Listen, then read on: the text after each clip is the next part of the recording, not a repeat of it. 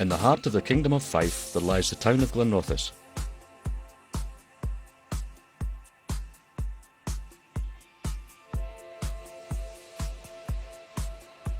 Built in 1948 and located approximately equidistant between the cities of Edinburgh and Dundee, it was the second new town to be constructed in Scotland, and it's the third largest town in the county of Fife.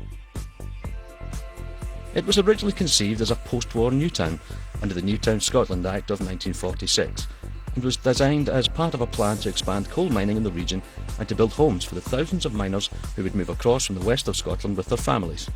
Many others would also flock to the area as part of another proposal to handle the overspill from and reduce the overcrowding in the country's industrial heartland Glasgow.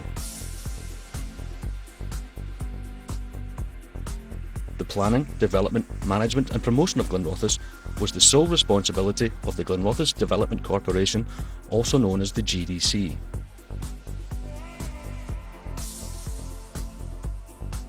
The site chosen for its construction was an expansive section of agricultural land that contained a number of small rural communities between the parishes of Leslie and Markinch, and was to be erected around the already existing village of Woodside.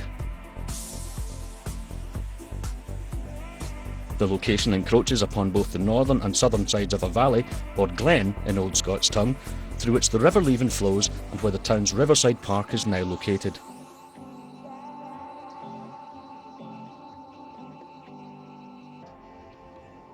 The initial plan was to create a self-contained and balanced community with a population of around 35,000 people.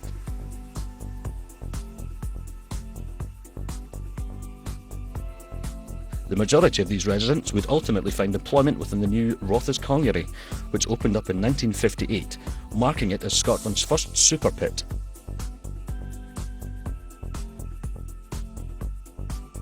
However, due to a combination of both geological and drainage problems, the pit would remain open for just 4 years, seeing it close in 1962.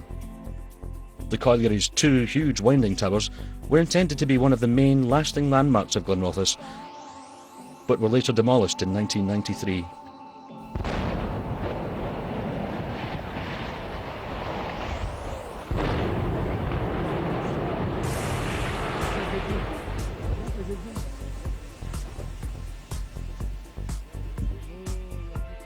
Following the site's closure, the GDC found success in attracting a large volume of modern factories to the town, and soon enough, major industrial estates were developed to the south, establishing Glenrothes as a major hub in what became known as Scotland's Silicon Glen.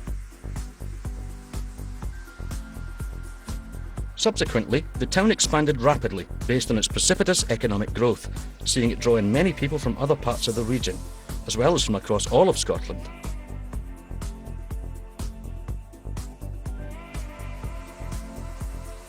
Today, Glenrothes now has a population of over 50,000 people and is home to some 15,000 houses. But that figure is still on the rise as the town proves to be Fife's principal administrative centre, making it the home of Fife Council's headquarters. Additionally, it serves as a major centre for services and employment, with paper manufacturing at Tullis Russell at the heart of this. The company has operated from its current site for over 200 years, predating Glenrothes and making them the town's oldest and largest employer. The town truly has built itself up from such humble beginnings as being a one-street miners' row with nothing but prime agricultural land stretching out in all directions, territory that has since been continuously developed and reformed to become what it is today.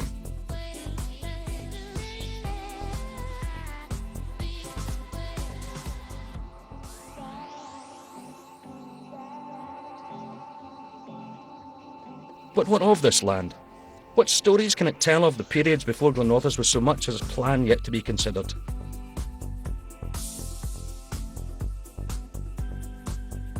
The land upon which Glenrothes now stands was occupied by a number of farms for centuries before the town was built.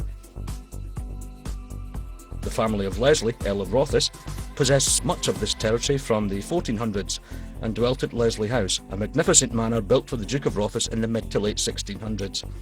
After which it would become the seat of the Rothes family. Today's Glenrothes is divided into 19 uniquely named housing precincts. These are entitled after farms that once stood before them, such as Rimbleton, Tanshall, South Parks and Macedonia, to name but a few. Most importantly, however, you have Caskie Burn.